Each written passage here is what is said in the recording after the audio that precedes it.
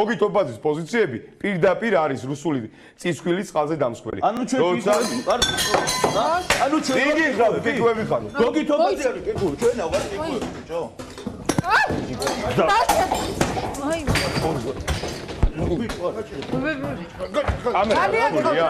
ძალიან ამოვიწიო? ძალიან ხო. გადაცემა დასრულებულია, მე მოდი შეხტი მაგურე. ზაზა.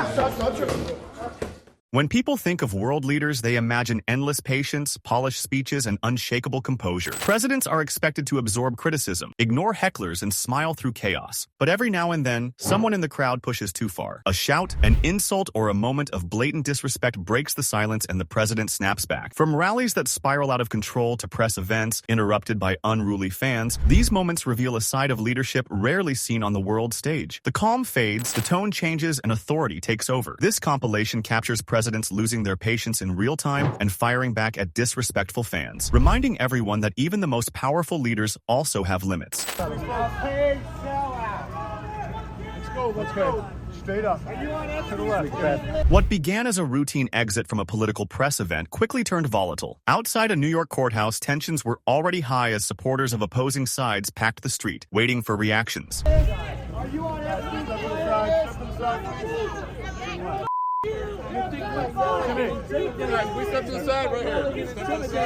As Robert De Niro walked past the crowd after speaking in support of Joe Biden, he was met with loud chants from Donald Trump supporters. Instead of ignoring them, De Niro fired back, calling them out directly and branding them gangsters, instantly escalating the moment. You're not going to intimidate. That's what Trump does, to try to intimidate. We have to fight back. We're trying to do it. We're trying to be gentlemen in this world, the Democrats. You are gangsters. You are gangsters.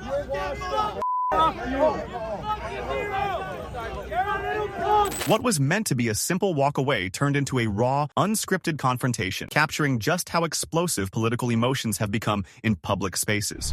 You're a softie. You're nobody. You're probably softie. You're trash.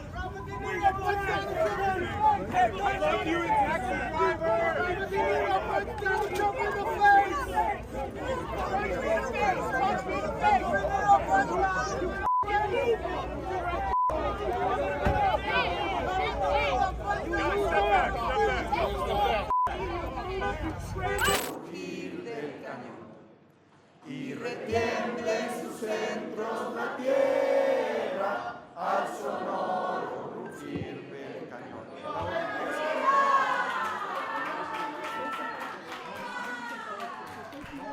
The scene opened inside Mexico's Senate chamber, where a routine closing session was supposed to end calmly with lawmakers standing for the national anthem. Cameras were rolling, tensions were high from earlier debates, but nothing suggested what was about to unfold.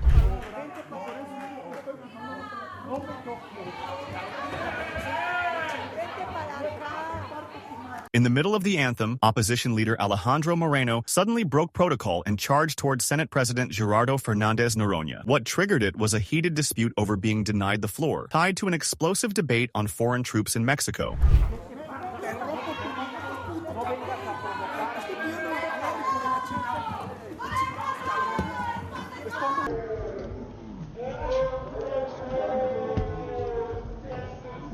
Within seconds, the chamber descended into chaos. Lawmakers shoved and grabbed at each other, punches flew, and a photographer was knocked to the ground as security rushed in. What should have been a ceremonial ending turned into a full-blown brawl, showing how quickly political tension can erupt when tempers boil over inside the halls of power.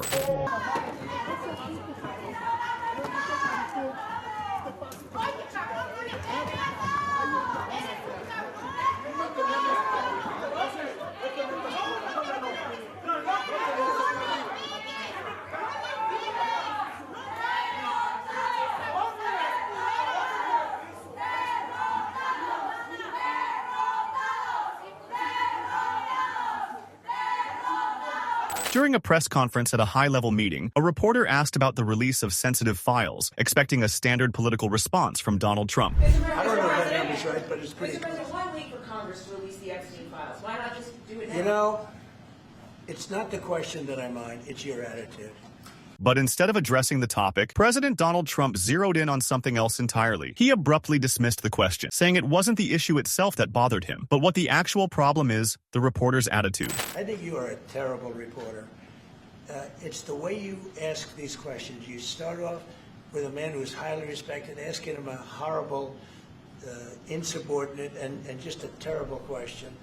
What followed was a sharp verbal takedown. Trump openly criticized the reporter on the spot, calling her disrespectful and unprofessional, turning a normal press moment into another example of a president snapping at a question he clearly didn't like. And you could even ask that same exact question nicely. You're all psyched up. Somebody psyched you over at ABC. They're going to psych it. You're a terrible person and a terrible reporter. As far as the Epstein files is, I have nothing to do with Jeffrey Epstein. I threw him out of my club many years ago because I thought he was a sick pervert. Now, let's talk about Mr. O'Brien himself, his behavior. As everybody knows, and it's here, and the last time, him and I kind of had a back and forth. Appreciate your demeanor today. It's quite different. But after you left here, you got pretty excited about the keyboard. In fact, you tweeted at me 1, 2, 3, 4, 5 times. And let me read what the last one said. What was supposed to be a standard U.S. Senate hearing on economic issues quickly took a sharp turn. Old tensions resurfaced as Oklahoma Senator Markwayne Mullin brought up a heated online feud with Teamsters President Sean O'Brien, reading out angry tweets that had been exchanged after a previous confrontation. Said, greedy CEO who pretends like he's self-made. Sir, I wish he was in the truck with me when I was building my plumbing company. Myself and my wife was running the office because I sure remember working pretty hard and long hours. Pretends like he's self-made. What a clown. Fraud. Always has been, always will be. Quit the tough guy act in these Senate hearings. You know where to find me. Any place, anytime, cowboy. The mood shifted from tense to explosive when Mullin openly challenged O'Brien to settle things physically, right there in the hearing room. Chairs scraped, voices rose, and for a moment it looked like the argument was about to turn into an actual fight between two grown men in suits. Sir, this is a time, this is a place. If you want to run your mouth, we can be two consenting adults. We can finish it here. Okay, that's fine. Perfect. You want to do it now? I'd love to do it right now. Well, stand your butt up then. You stand your butt up. Oh, hold on. Big No, guy. no, stop it. Is that your solution every problem? No, sit down. Sit down. Okay. You know, you're a United States... Before it could spiral further, Senator Bernie Sanders, who was chairing the session, stepped in forcefully. He shut the confrontation down, reminding everyone they were elected officials, not schoolyard brawlers. Active. Oh, okay. Sit down, please. All right. Can I respond? Mr. Hold it. If Hold we on. can't... No, This is I have what the he mic. said. I'm sorry. This is Hold what it. he said. You'll have your time. Okay. Can I respond? Oh, no, you can't. This is a hearing. And God knows the American people have enough... Nobody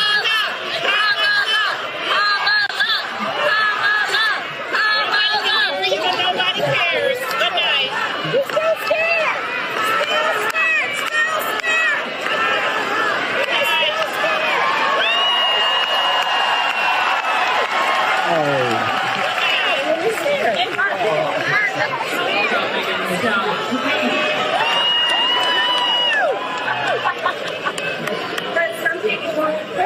The moment started as a routine political speech, the kind filled with applause and familiar energy. But as the vice president took the stage, a group of protesters refused to stay quiet, repeatedly interrupting and pulling attention away from the event. Be who we are, limit who we think and know we are. Let that not be a limiting factor in your life, because they'll figure it out soon enough. They'll figure it out who you are soon enough. That's when patience finally ran out. With the room watching and the noise refusing to stop, Kamala Harris shut it down in a blunt, no-nonsense way. One sharp line was enough to silence the disruption and draw thunderous applause from the crowd. And you know, I sometimes think about, you know what, I am not president of the United States.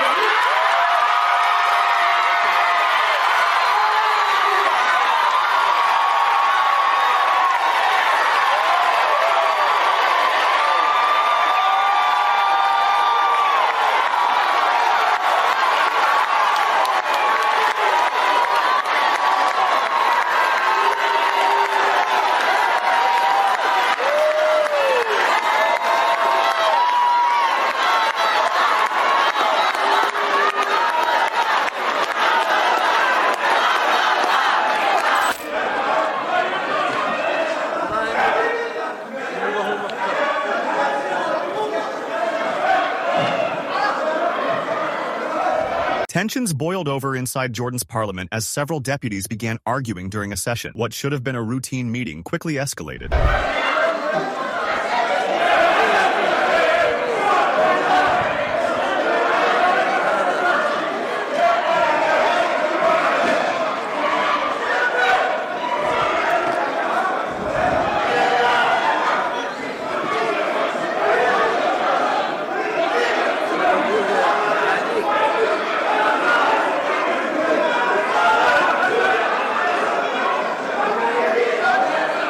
Live footage captured the melee lasting several minutes, leaving the legislative session in total disarray and highlighting just how quickly decorum can collapse when tempers flare.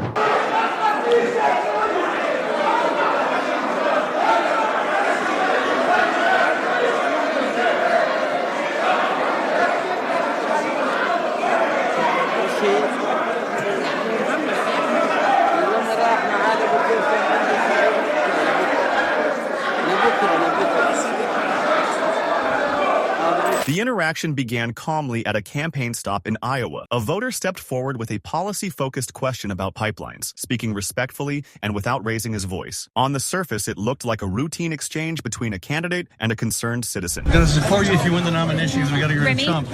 But what are we going to do about climate change? Now, you say you're against pipelines, but then you want to replace these gas lines. But as the question did not match his mood, his tone shifted quickly. Joe Biden appeared visibly irritated, cutting the conversation short and dismissing the question by suggesting the man vote for someone else. The response stunned onlookers, especially given the measured tone of the question. That's not going to work.